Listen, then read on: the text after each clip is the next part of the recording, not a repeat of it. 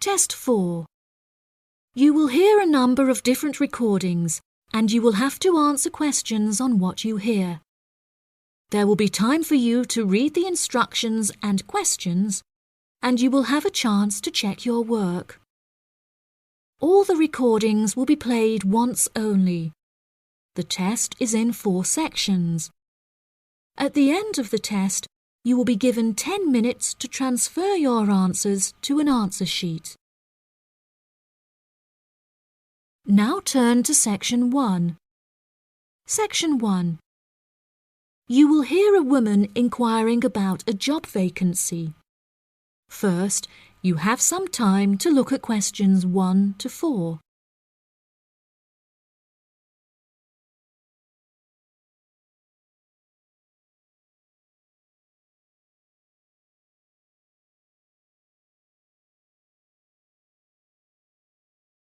Now we shall begin. You should answer the questions as you listen, because you will not hear the recording a second time. Listen carefully and answer questions 1 to 4. Hi there. Welcome to the Job Centre. How can I help? Good morning. I'm here to inquire as to whether you have any jobs available at the moment. Yes, we have several available. What kind of job is it that you're looking for? Well, I'll take any part-time jobs I can get. I'm really strapped for cash at the moment. OK. Bear with me while I have a browse on our system. Here we are. We have 3 vacancies at the moment, all involving quite different roles. That sounds promising. What are they? The first one is for a post as a receptionist.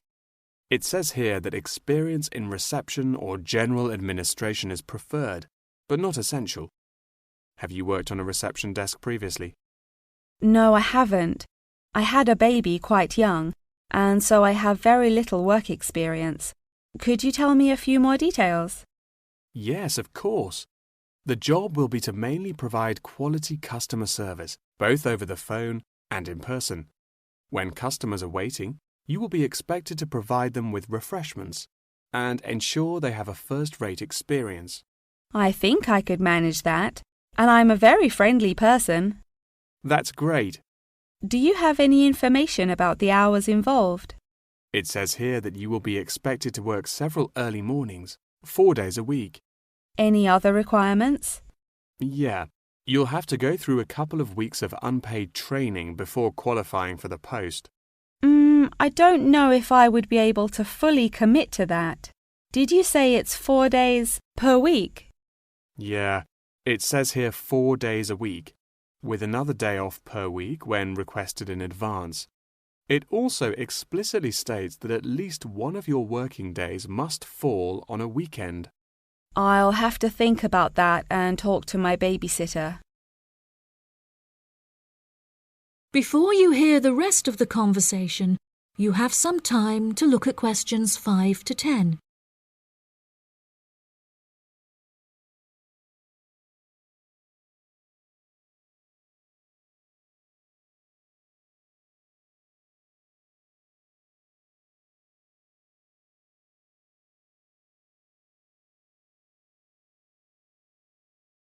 Now listen and answer questions 5 to 10.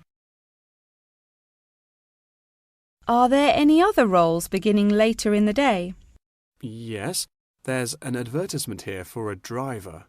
It says you'll need a clean and valid UK driver's licence, with absolutely no exception. No problems there. I passed my test first time and have never received any points. It also explicitly states that you must be over 25 and have been driving for at least 6 years. That sounds quite exciting. Is there any more information? Yep, it says here that working hours are flexible and the employers are happy to work within your personal schedule since they employ multiple drivers. That's great. The employers ask for a commitment to either mornings 5 days per week, evenings 5 days per week, or 3 full working days per week. I'm sure I can handle all that without a problem. As well as driving the employers to and from work, They will ask you to perform various duties on their behalf, such as collecting the grocery shopping and picking their children up from school. Do they need me to work a day on the weekend as well? No, it says here that they only require you to work on weekdays, not weekends. That sounds interesting. OK, there's only one more left, another customer service related post. It looks like it requires you to work short hours, quite late at night, so it might not be suitable for you. Do you want to hear about it anyway? Yeah, can't do any harm. OK, so it's a post for a cashier in a cinema in the centre of town. I'm sure you've been to the cinema a few times, so you can guess what kind of role it would be. They're quite short and late shifts, between 5:30 and 10:30 most nights, with slightly longer shifts on Friday and Saturday nights. Can you tell me what the job involves? Yes, sure. It says that you'll be required to sell and dispense tickets and provide refreshments. Also, they ask that you be quick on the computers, since you'll also need to take bookings over the phone, but you'll receive basic training for that. Do they need me to work weekdays as well? Well, it says here that if you request at least a fortnight in advance, they will grant you a day off on Mondays, but never on a weekend. I'll think it over and let you know later. Thanks for all your help. That is the end of section 1. You now have half a minute to check your answers.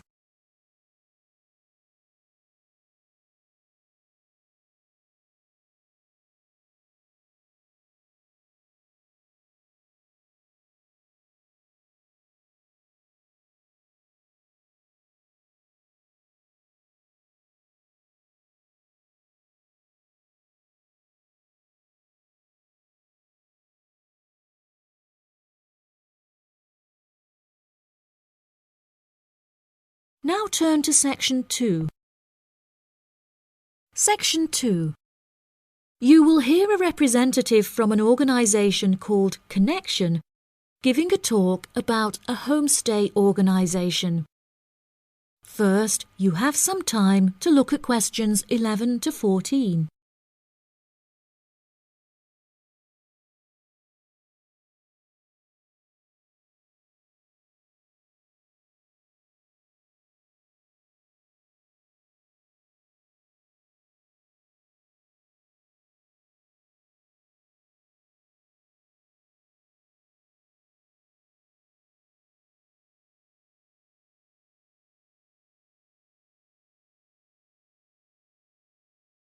Now listen carefully and answer questions 11 to 14.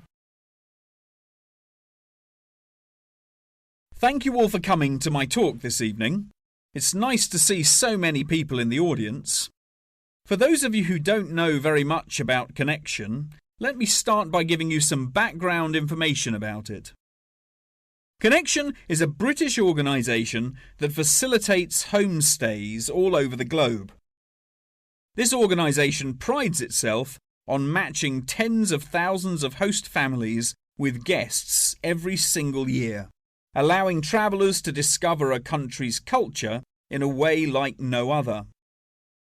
Homestays are ideal for both travellers and homeowners, enabling intercultural exchanges and the development of lifelong friendships while providing travellers with often discounted accommodation costs and host families with a steady income from the comfort of their own homes. The homestay experience is particularly popular with university exchange students looking for a more genuine insight into their country of choice and an unrivaled opportunity to develop their language skills. The homestay experience is truly unique and once in a lifetime, and one that you will likely remember for the rest of your lives. It is important to note, however, that some people will find it difficult to adapt to the new country, with many enduring what is known as culture shock. Connection's advice for those suffering from culture shock is to go out and make as many friends as possible, no matter how difficult you may find it. friends are guaranteed to help you feel more integrated as part of the local society and show you some great places to hang out. At first, it might seem extremely challenging to overcome the language barrier between you and your host family. However, you will find that you quickly overcome this and develop a very close and almost familial relationship.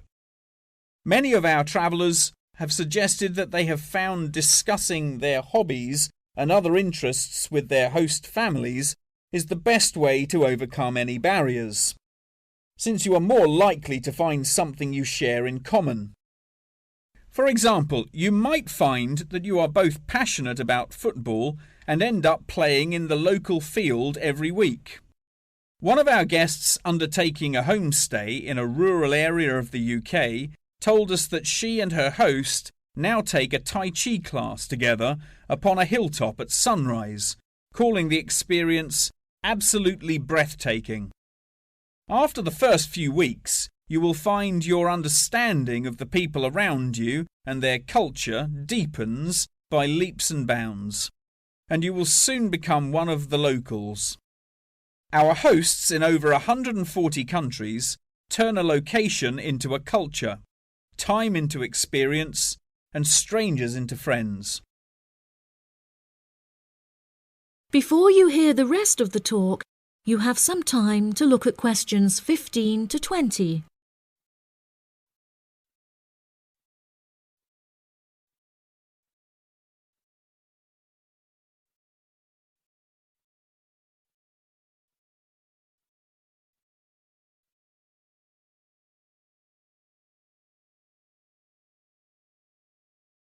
Now listen and answer questions 15 to 20. So how can you find out about applying for a homestay? The best way would be to visit Connection's website, www.connection.com, and contact one of their friendly advisors for more information. Once you have confirmed your interest in the service, we would strongly advise that you remain in close contact with the registration office, which will send you several emails keeping you up to date with potential matches in your country of choice. Once registered, Connection will require you to send various documents and will act as an intermediary between you and the host family prior to final confirmation and payment. During this stage, Connection will ask you to provide 2 photos, one for the host family and the other for our own records. Please ensure that you sign the back of each photo. Due to the nature of the service Connection provides, security is an absolute must, and they will ask you to send in photocopies of your passport, birth certificate, and a bank statement as confirmation of your identity. On receipt of these documents, the official process will begin and your bank account will be debited for the initial deposit of £200. If you haven't received any acknowledgement confirming receipt of these documents from us within 7 working days, please contact the main office. As I mentioned before, due to the nature of the organisation, Connection operates a meticulous screening process, and all applicants will undergo an interview in our head office in London, with exceptions made in extreme circumstances. After your interview, it may take us several weeks to carry out the decision process, so please be patient with us. If you would like a fast-track service, please indicate this on your application, and we will notify you of the additional charges. Finally, once we have come to a result about your application, you will receive a decision in the post. If you do not receive an offer of placement, we will refund your deposit within 7 working days. That is the end of section 2. You now have half a minute to check your answers.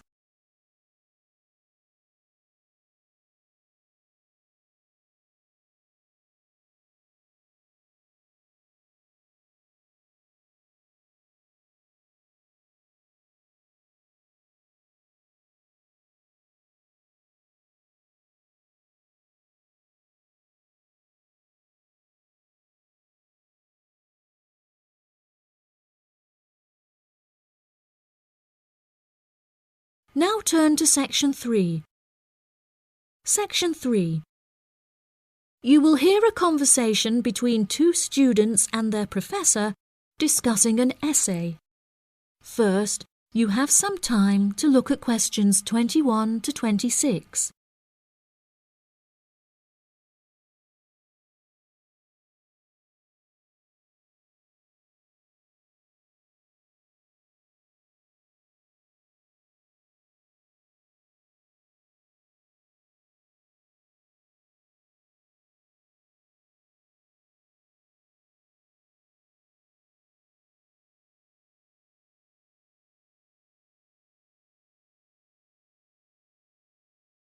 Now listen carefully and answer questions 21 to 26. For next week, I'd like you to undertake a piece of research in preparation for writing your final essay. In order to gain top marks, you must include a range of primary, secondary, and tertiary sources. Are there any questions? Yes, Professor, I have a question. We haven't yet covered how to undertake this sort of research in much depth, and I'm a little unsure of what you want us to do. In telling us to include primary sources, do you mean you want us to design and distribute a questionnaire, analysing the results? You could design a questionnaire, but you'll soon find that distributing a questionnaire on such a large scale is somewhat troublesome. We couldn't possibly expect you to do it effectively as an individual university student without the necessary resources. No, ideally, I would like you to form 1 or 2 focus groups and interview them. This will provide you with a more qualitative approach. If your strengths lie in mathematics, please by all means take a more quantitative approach, but this will be more strenuous and time-consuming and isn't entirely necessary for the purpose of this study. Professor, you haven't told us what our project is about. Do we get to choose our own topic based on the previous study? No, I'm afraid not. This will be a strictly Australian study. However, you can choose which angle you'd like to take, so long as it remains within the realm of anthropology. Does anyone have any questions specifically about the formation of the focus groups? I'd had several emails about this, and I'd like to address it now. My study is related to growing up in Australia and the question of nature versus nurture. I've gathered more than 200 school children who would be happy to participate in a focus group. Do you think we'll need to include that many participants in a focus group? Blimey, Douglas, well done for finding that many willing children, but you definitely don't need that many for the study you're going to undertake. I'd say you need no more than 5 children per group, and no more than 3 groups, so 15 children altogether. You definitely need to control the group size in order to generate a meaningful dialogue. OK, if it's useful, I'll try and do it. I appreciate your enthusiasm for the project, but there are plenty of different ways to gather data, and I'm sure that if you look hard enough, you'll find someone who has conducted almost the exact same research in the past. My advice for you is don't be too ambitious and try to include as much information about various people or sectors. For those who haven't ever collected original data before, what do you suggest we do? I would suggest that you read accounts from other people who have undertaken such research to see what advice they can give. I would also encourage you to read Chapter 8 in the course textbook, which should give you a good introduction to collecting data. Moreover, you should try to practice using the data table provided in your course handbook. By now, you should have read at least 6 or 7 books giving quite detailed instruction on how to go about collecting data. Professor, I don't know about everyone else, but I'm having trouble reading the books. I had a really big assignment for another course, and I've been spending all my time on that. Jane, have you read all the books the professor mentioned? Well, my trouble is getting hold of the books. I've been to the library several times, but all the books are out. Sounds like you should have started borrowing books a bit earlier. Yes, I should have. But I got several ones from my friend a couple of days ago. I just skimmed through them and don't remember a lot of the information. Before you hear the rest of the conversation, you have some time to look at questions 27 to 30.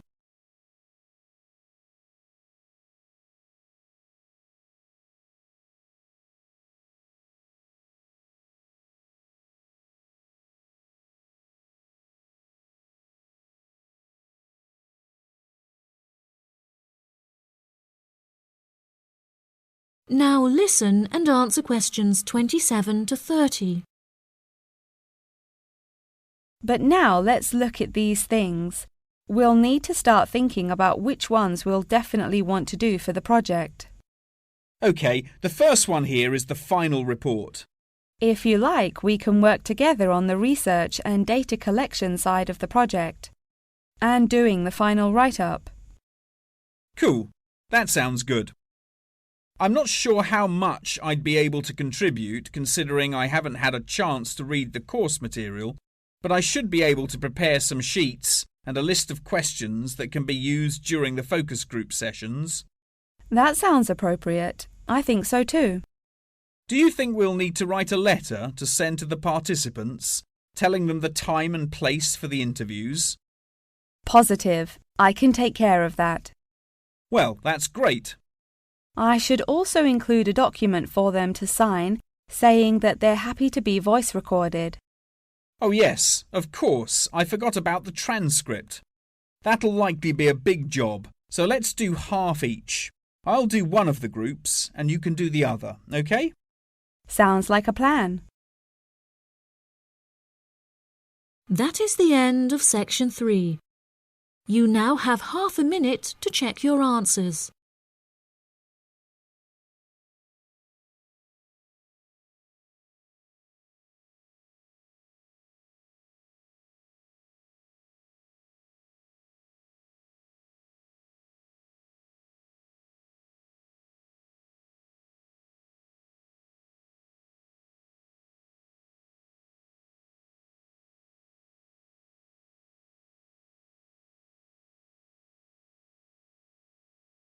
Now turn to section 4. Section 4. You will hear a talk on the research of the graphical symbol. First, you have some time to look at questions 31 to 40.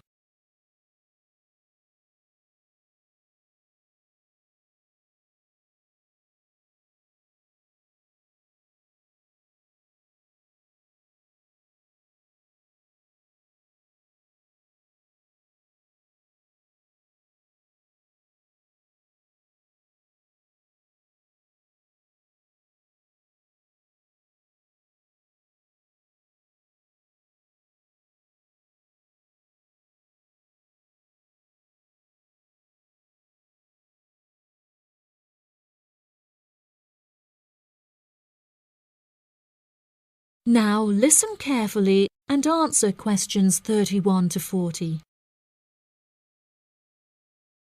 Good morning, everyone. Today I'm going to talk about the graphical symbol. A graphic symbol is a written symbol that is used to represent speech, such as those used in the Greek alphabet. The term graphic symbol encompasses anything from the logographs used in Egyptian hieroglyphic writing to ancient Chinese pictograms. Early symbols were based on pictographs and ideograms before they were developed into logographic writing systems. These systems are still in use in some non-literate cultures in Africa, the Americas, and Oceania. Indeed, elements of pictography are still found in modern Chinese characters, and it is often an interesting exercise to trace the origins of some Chinese characters. Pictographs remain in common commercial use today as signs, instructions, or statistical diagrams. Road signs and public toilet signs, and even flat pack assembly instructions utilizing pictures, are considered pictographic. Ancient graphic writing systems provide researchers with a wealth of knowledge about past civilizations. In 1799, one of the most important historical discoveries was made by accident when members of Napoleon's expedition to Egypt found a stone in Rosetta that exhibited 3 different scripts. The stone, now known as the Rosetta Stone, was studied in significant depth by scholars and was first deciphered by Frenchman Jean-François Champollion in 1822. He was able to correctly determine the phonetic values of the symbols, and later research has confirmed his findings. In many of these symbols, lines are used to portray a multitude of meanings, and knowledge and understanding of these lines holds the key to comprehension of graphic writing systems. A key moment in the history of communication was the invention of the Camera Obscura, or camera. Although the concept can be traced back to the 5th century BC Chinese philosopher Mo Ti, the first photographic image was ultimately created in 1826 by Joseph Nicéphore Nicéph. Photography, as it was later known, enables researchers to piece together and better understand history. Today, photography forms a huge part of everyday life, and most publications contain a vast number of photographs. Photography is used in advertising and is now becoming a way to increase awareness of existing world issues. For example, animal welfare charities are increasingly using photography to advertise animals that are at high risk of endangerment. Charity workers are sometimes flown to far-flung locations to document the suffering endured by high-risk animals in an attempt to raise human awareness of their consumption activities and how they impact others. One recent high-profile campaign was undertaken by attaching a camera to the foot of a bird in order to obtain photographs of the animals in their natural habitats and understand how often they come into contact with human waste. A soon-to-be-released documentary about the suffering of animals on Midway Island shows the full extent to which human consumption is harming animals thousands of miles away from us.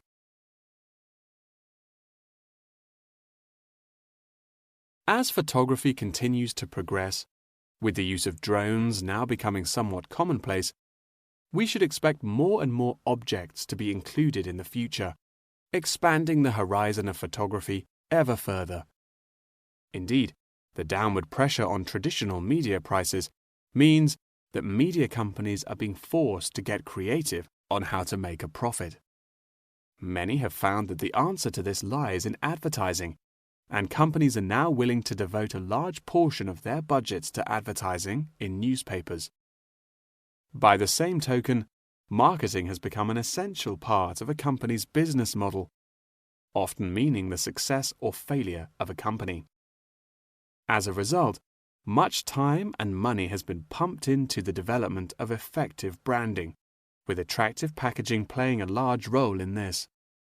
However, many governments are now seen to be cracking down on marketing and packaging in an attempt to protect consumers from being misled. In particular, tobacco companies are now subject to ever-increasing regulation. For example, in the United Kingdom, legislation is soon to pass preventing any form of branding or differentiation on cigarette packaging in efforts to curb the harmful effects of smoking. Finally, one must not forget the fundamental role that graphic writing systems have had to play in mathematics. Graphs, icons, and diagrams often form the very basis of these branches of academia. Indeed, one needs to look no further than chemistry's periodic table to see a perfect example of graphic writing systems in use today. That is the end of section 4. You now have half a minute to check your answers.